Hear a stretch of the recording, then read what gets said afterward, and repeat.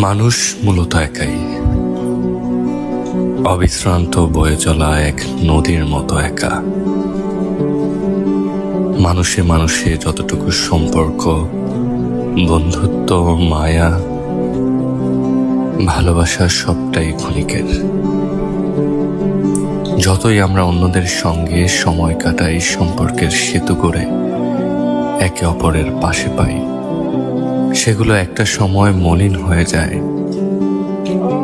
সময়ের সঙ্গে সঙ্গে তৈরি হয় দূরত্ব, এক এক করে ভেঙে পড়ে সম্পর্কের সেতু, অনন্তকালের জন্য বিচ্ছিন্ন হয় যোগাযোগ।